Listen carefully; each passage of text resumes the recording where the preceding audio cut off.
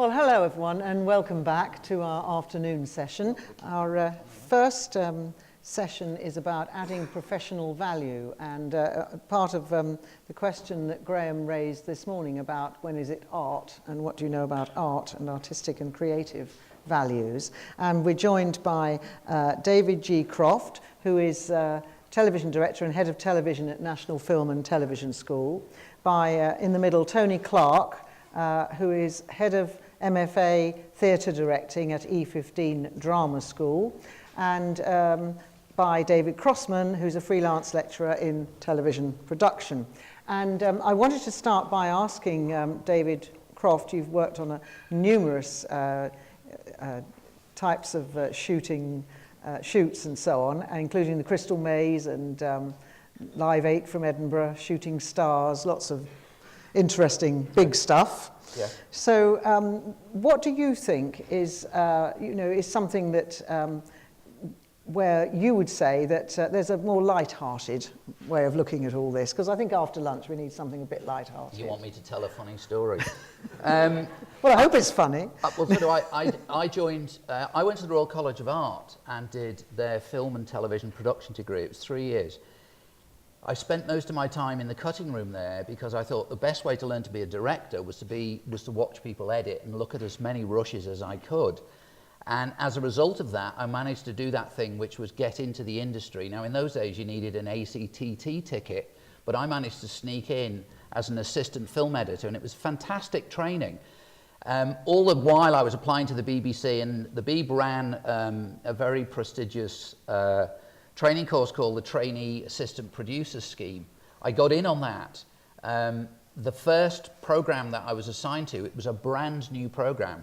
It was 13 weeks. It was there was a multi-camera show. It was a kind of trendy art show. Boy George used to sit in the audience before Culture Club were famous. And we'd shoot down at Riverside in front of a live audience. There were bands, presenters, and I started off making films, and it was really exciting. The first thing the producer asked me to do was to make a film with Stuart Copeland and the Police, and I thought, yes, I've arrived. So I was doing that, and then after 6 episodes, I went in one day. Producer said to me, David, our director's having to go back to Bristol. How would you like to multi-camera direct the rest of the series? And I said, John, can I think about it? And he said, yes, you've got half an hour. I went and sat in the corner and came back and I went, do you know what? I'll do it. Now, that got me started. But the point of that story, I suppose, is that in our careers, you're going to get some breaks. The important thing is that when a break comes along, that you've got the ability and confidence in yourself to go, I recognize this as a break, and I recognize that this is something I can do. And I think that maybe that goes to the heart of training and everything we're talking about, because I had the confidence and I really felt that I could do something I'd never done before, which was direct multi-camera music. And I did it, and that's what kicked me off. And Walter Matthau once said, somebody once asked Walter Matthau, what does it take to become a film star? He said 11 good breaks. We all need a series of good breaks in our career. Okay, and how do you teach art, though? How do you teach people to be artistic? Because that's the sort of theme that we're looking at. I can teach people to think. I can teach people to how to develop ideas and take those ideas into a format and a shape that fits the particular medium that they're working in, which in my particular case is television entertainment. If somebody has no talent, you can't teach them to have any talent. And of course, the first stage, I think, for all of us who may be involved in training and teaching is, of course, recognizing if somebody's got any talent when they're sitting on the other side of the desk from you at the interview process, absolutely petrified. And I suppose if we've got any talent, we think we can spot that. So I can help teach people to think. I can also, and I think this is very important, again, it connects with what we're doing, I can teach people, I can teach my students to develop a professional attitude to what they're doing, because that's really, really important. That when, I certainly hope that when my students leave the 2-year MA course, that they have a professional attitude, because employers can spot those people who have straight away. David Crossman, you were very keen to, as an ITTP person, to have this session. Do you feel that this is missing then in the courses at the moment, that people are not taught how to be creative? I'm a bit worried there's too much thinking going on in television. I think we have to introduce our first-year undergraduates to feeling. If you've only watched television on a 5-inch tablet, you're not going to know how impressive television can be. If you look at Freeview HD, the picture quality is fantastic. It's wonderfully transparent. HD is 5.1 surround sound. And this transparency should be... Hello? Right, okay, thank you very much. Close up, David. Really close. This is turning out really well, isn't it? You'll never make a DJ, love. Is it not easier in the theatre? Don't you wear a microphone up there that... Consistently. Yes, right. There's not enough feeling, Ros. There's not enough. We have to introduce our first-year undergraduates to appreciating the potential of television. Television has become very clever. It's wonderful to look at.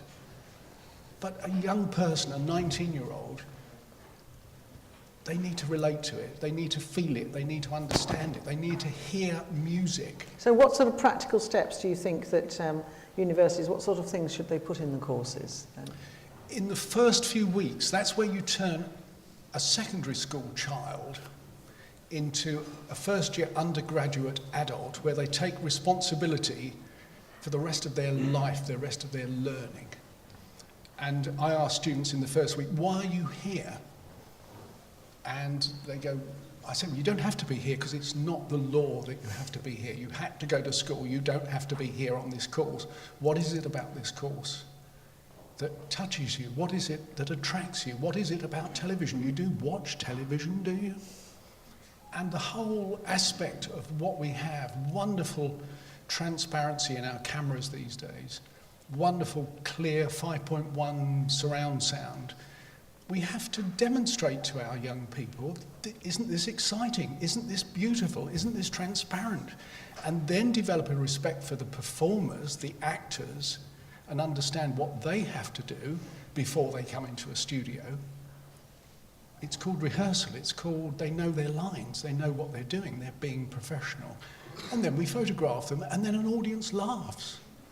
And we have such quality in this country. If you've ever worked in other countries, you see how behind the times, in a way, other countries' television is. And we really do it best, but we have to sell it better to not the 6 brightest people that come along to one of David's courses. If we're talking about undergraduates where the input might be 50 or 60 students in a year, then we need to engage them. We need to demonstrate and to help them understand the true potential of recorded media, high definition, fantastic quality sound. So what specific things do you think are lacking in the courses that people do? Are they just sort of pointing a camera at things and covering it and that's it? And they're not really learning how to frame things and so on? Is it that basic? It is that basic. It is to do with basic photography. It's to do with framing and looking room, because school children are told, if you do this, you'll get it right and you'll grade well. University shouldn't be like that. We should give the ownership to the individual student. Do you like it? And I quite often say to students, if some pseudo-academic comes up and says, how do you justify this green light? I say, just shrug and say, I don't know, I just like it. Right? Isn't it? I mean, is it not at its heart about storytelling, David? Of course. We're trying to teach people to tell stories, aren't we? Absolutely, yes, of course. But start at the beginning. If they're going to be technicians, they have to love photography. If you're going to be a cameraman, you have to love the responsibility of photographing something. If you're going to be a sound recordist, then you should want to know about whether or not your microphone is omnidirectional direction. Do you know what I mean? You need to fall in love with the technology for what it can deliver. So what would you like universities to do that they're not doing now? That's a big question. There's Is that fair to ask him, Matt? Yes. They need to widen their band. I mean, do you their want them to spectrum. include art courses in television No, courses? relate it to recording. Or, I mean, media, or an television. art segment, you know, or a theatre segment, something like that. It needs to be just wider. At the moment, it's called, would you like to go on camera? And they haven't had enough in the way of photographic understanding and the joy of being able to do a lovely camera move that cranes up that is totally appropriate, to, obviously, to the programme. So, Tony, you're here as a non-TV person, but you're here as an acting person. I'm here as a director, really, from the theatre, but I Yes. teach directing now at MA level at East 15 and Drama Centre more recently. Yes, part of me agrees that you're never going to make a director unless you've got some innate talent. But another part of me says, well, actually, there are certain skills that the director that are required of a director, which perhaps are so difficult to identify with in a young person at the age at which we're recruiting them for the courses, that I'm a little bit apprehensive about the identification of talent. What I do like to see in a young person is the ability, which I think is crucial in a director, which is a desire to collaborate, to learn about what collaboration is about. I also like to see somebody who is opinionated and encourage the people on the courses that I teach to have opinions about whatever, all the time, because ultimately it's an interpretive job that we're doing. It's a collaborative job, it's an interpretive job, and perhaps the greatest skill, which I think can be taught, it's a diplomat's job. You have to be prepared to listen, and at the same time, you have to be prepared to give. And those things, I think, can be taught. On the courses that I teach, I don't teach personally, but we do have visual awareness sessions. An awful lot of the work is actor-orientated because it's from the actors, ultimately, I think that you are going to get the kind of quality that is going to communicate directly with an audience, which ultimately is what it's all about. You know, can we affect the audience in some way? And so knowing something as a director about the way an actor works and how to get the most of them out of them is essential. Most actors in this country have been trained in the Stanislavskian method of variations of it. And I think it's important for directors to know about that. But there are many, many ways of stimulating an actor's imagination, and that is your job. And of course, both in the theatre and in TV, this is a huge export for the UK in terms of the programmes being shown worldwide, and some of them having shelf life of years and years and years.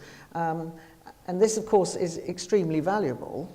Are there enough people around to do all this? Do you think so, David? Well, certainly in television entertainment, you know, ideas are the currency, and certainly the MA course that I'm teaching in producing and directing television entertainment, we're beginning to get some traction with the industry. We've got a first look deal with Warner Brothers. We've got now Zodiac giving us a scholarship because they're recognizing that the kind of ideas that my students are developing, and then the formats they're creating and the graduation productions that we are completing that are on a par with any industry pilot, that our ideas are just as good as any ideas that they may have in their development departments. So they are very, very interested, and there is no doubt, as we all know, that certainly entertainment formats can travel around the world. And, you know, it's worth, I think the industry is worth over $1.5 billion to the country. Interesting, actually, recently that Israel has become the third most successful country to begin to export formats. So if if people are interested in entertainment, then it's a thriving area. But we need to, we need to create areas where people can develop those ideas and learn how to, as it were, learn how to work them up into formats, learn how to pitch them, be aware of the market. Again, you know, Britain has tremendous success, but we've also got to be aware of where other big hit shows are coming from, because it's a global market now. David? But it's not all formats. Formats, yes, we sell it very well. I've worked for Action Time in Manchester. Selling formats is great. But if we're going to continue to deliver the quality of television, then we have to train up effectively our technicians. They have to know they have to discover in themselves that they have a natural flair for lighting, that they have an interest in mixing, multi-channel sound, or photographing, or doing, or directing, which again it's very interesting that directing is about creating a space for other creatives to work. The word is directing, not dictator. Yeah? You don't tell, because lots of producers believe that if you've got a strong director, he will tell everybody how to do their job. I suppose the popular image of Erich von Stroheim in the boots and the sort of Nazi outfit, almost, that's kind of the director, isn't it? Like that all the time. Is that in your private life? But I mean, yes, the dictator thing, yes. I don't know. At the beginning of a rehearsal session with actors, I don't know anything. I mean, I've read the script in the same way. I wait for the actor to deliver some of their creativity, and only then do I discover the potential of the script. Have I been getting it wrong all these years? No, I don't think so. But I mean, you can get, an actor has to know where they are, what they're doing, whether they're reacting or whether they're stimulating to stimulate a reaction. And sometimes, unless an actor is well prepared, they don't necessarily know what the end of their story is. But you as a director must know what the end of their story is. And so with that knowledge, you can often inform them as to how they might approach something earlier on in the narrative. And shooting, I guess, out of sequence must be extraordinarily fraught for an actor in that way. But you don't tell them how to react. No, you don't tell them how to react. And spontaneity, I think, is incredibly important. But I don't think you can achieve spontaneity without having your parameter. Well, I am a very privileged person because I have the opportunity to rehearse with people. And so something is perfected, and then you can fly from that form, but your foundations are strongly embedded because you have rehearsed it. I think that, you know, we're kind of, you know, we're clearly talking about two things that are mutually dependent upon each other, and that is developing those craft skills that you talk about, and also giving the opportunity for people who want to develop ideas, because, you know, it's no good developing great ideas if we then don't have an industry of skilled and talented people to make those shows, and vice versa. You know, we don't want to become, here we are in Pinewood, but, you know, the truth be told, for too often, the British film industry has been hobbled by that backhanded compliment of, well, we're all Americans and we come here because you've got the best crews, but we don't generate enough movies. We've still not been able to sustain a film industry of our own. So those things have got to come together, and we've, you know, and also we've got to work with really focused creatives like our, you know, actors and presenters. I'd like to ask for questions now, and let me see if I can need to lower the We light. can't see Anyway. anything We can't because of those lights, actually guys. see the audience, It's like so, Stalag Luft. Thank you very That's much. it. there's a gentleman in the front there. If you could give him the mic. Brian, are we on? Yes, Brian Reyes. I'm not going to speak on behalf of the Guild. Well, yes, I will. First of all, I have to say this has been a fantastic session because it's about professionalism. And the other thing was it's about working together with other people. I do a lot of voluntary voiceover work and producing podcasts. A lot of my colleagues are stage school actors and actually quite successful actors. But at the beginning, we found that they had absolutely no training at all in how to work with a microphone. Having said that, I hope you can hear me. But this whole idea of collaboration is absolutely vital to proper production. I remember my first big break came when I was working on a movie in America. Wasn't quite sure what I was meant to be doing the first day until the DOP said, "Oh, you're the camera operator." And I'd moved from focus to operator, and it was a huge, huge shock. I was quite good at operating the camera. I was fairly good at composing. I didn't realize that word that you had used about diplomacy and working with actors because I'd never done it. So there's this great opportunity which you guys have been talking about, which is collaboration between various schools, where they're stage schools, camera, sound, whatever, collaborating together to actually be able to at least get the right human skills to graduates when they're coming into the industry, rather than I'm paying you £9,000 a year, therefore I'll do it my way. So I think from what you've said, we have a very, very great opportunity. My question at last is how we can actually go on, we can take that opportunity outside of this room. Do you want to respond? Yes, just on the question of collaboration. I mean, collaboration relies on understanding what everybody's role in the production of a piece of work is, and that takes time and generosity on the part of directors. Your responsibility, to use that word, probably overused word, is really to enable all the people that you're working with. I think if you're a good director, that's what you do, as well as have, if you like, a signature to your work, which is absolutely the confidence mentioned earlier, the confidence to tell the story your way. Okay, another question? Anyone? There's one right at the back, is there? Cameraman's waving.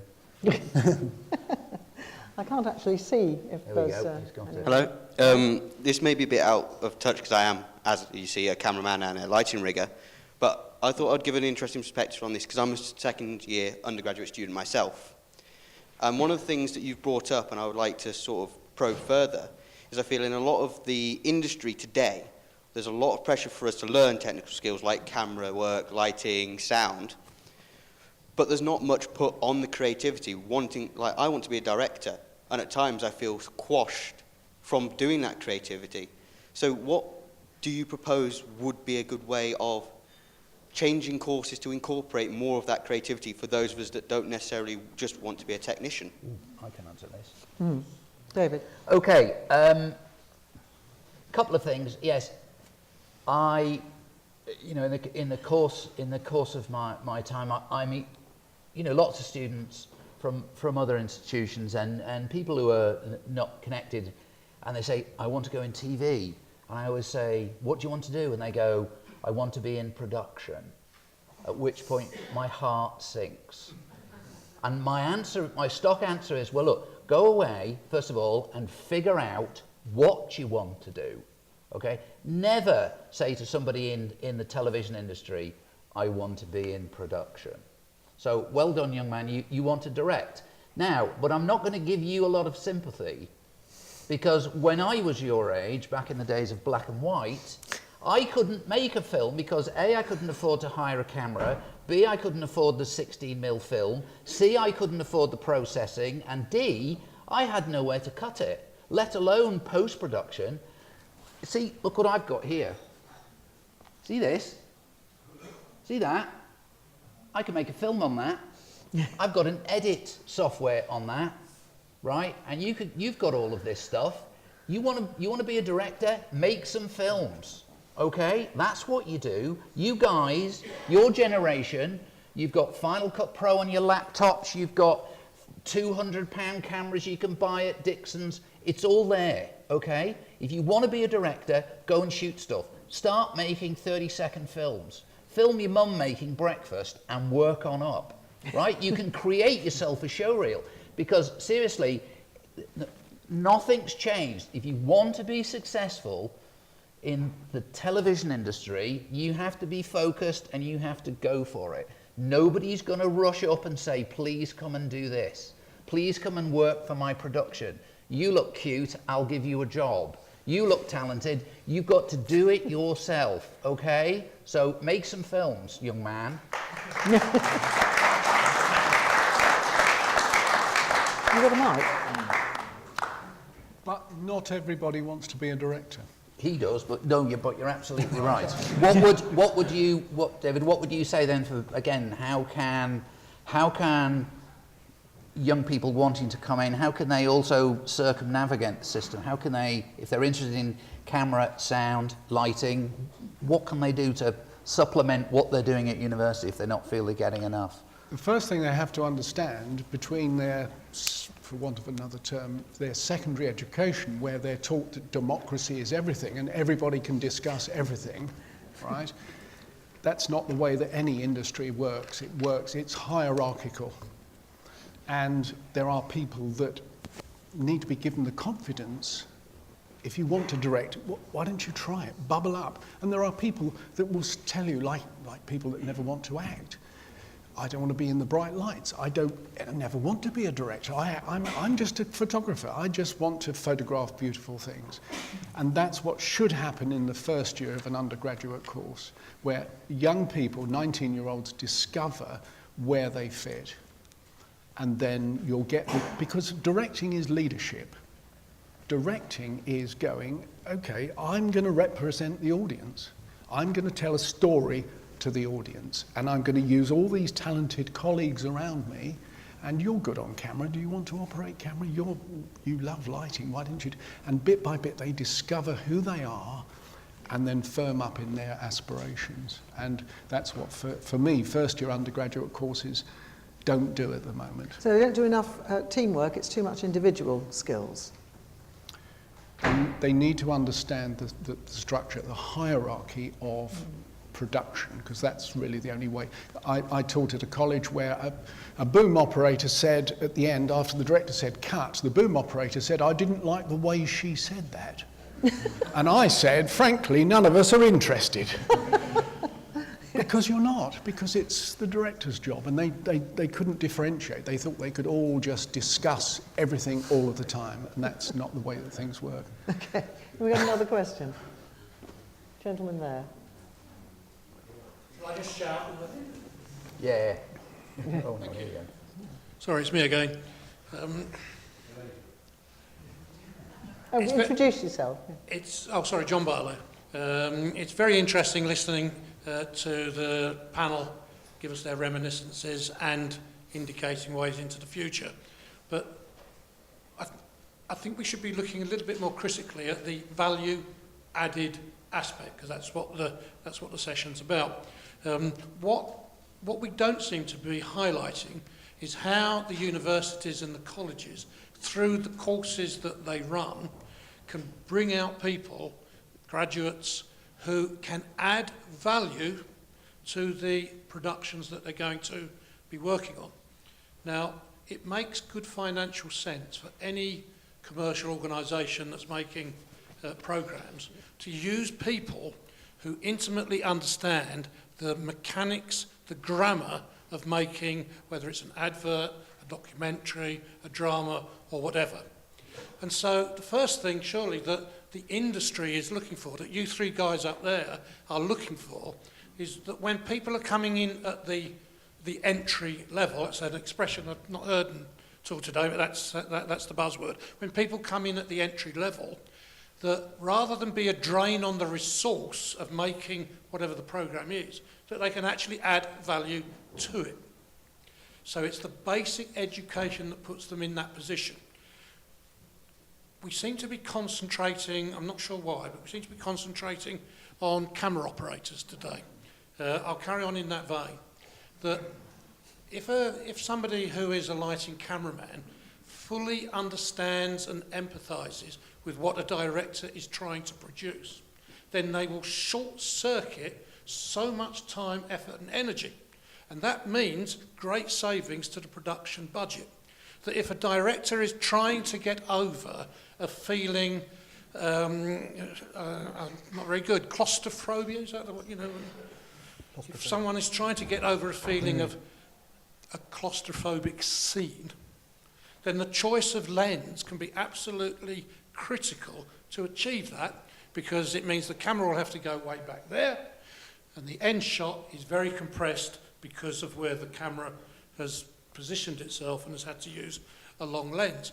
Now, if operators fully understand the grammar of television, then knowing what the director's trying to achieve enables them to almost on autopilot go and do that. The fact is that technicians, of whatever breed they are, they spend day in, day out sorting these problems out. The director will come along maybe once every 6 months to actually put the product together. So the value added is that the technicians should be so experienced and skilled that they can actually make better pictures more efficiently. Okay, thank you. Yes, obvious. I mean, that's what we want to achieve. I mean, I think that, of course, you know, there are some realities that we have to face, which is that you know, a certain amount of time has to be spent working on productions to gain a real insight into what it's like to make broadcast television. Nobody can sadly walk in straight away. So the question about what value added they can bring to it, that's a difficult one. I think that, you know, the truth of the matter is that universities, if it's a particularly skill-based course, the university course can only go so far, because there is, as I say, with, you know, my own course, you know, which is teaching producers and directors to make television entertainment. The only way I can really do that is to get them to make programs to as high a standard as we possibly can. So would you say that, I mean, it's sometimes said that too many courses are writing about doing something, you know, as opposed to actually doing it? Well, yeah, I mean, yes, but I mean, so the practical experience is key. I understand that, you know, university courses may have this, you know, really difficult problem of numbers. You know, how practical is it? How much practical time can the students get, you know, making stuff? It's making stuff and then critiquing it and getting the feedback and then quickly having the opportunity to make more stuff. You know, that must be challenging on courses. As I say, you know, I'm very lucky. I have 8 students in each year, but you know, if I've got 30 or 40, I couldn't run that course to the kind of level that we run it. I've got one final point because we're going to have to wrap up in a minute. So, David. I think the added value is ownership for the young person. I think they have to move from this democratic, I'm just one of this group, we can't all be wrong paying £27,000 for our course, surely I'm getting something of value here. But at some point they need to move to that adult perspective of going, actually I love being on camera and I'm trying something and I'm doing something else. Creative ownership, I think, is what we're talking about when we're talking about added value, because that's what you get when you employ a professional. I'm a director, I employ a cameraman who I assume is a better photographer than I am. I employ a sound person. Graham Jaggers will always be better at lighting than I am. Do you know what I mean? You employ these people because they're experts, specialists, passionate individuals in their area. And that's what we need to teach our young people. You can be passionate, you can have ownership, you can have responsibility, and young people grow into the professionals that the industry needs. Okay, thank you very much, and I think we should thank our panel for that session. Thank you very much. Pleasure. Well done.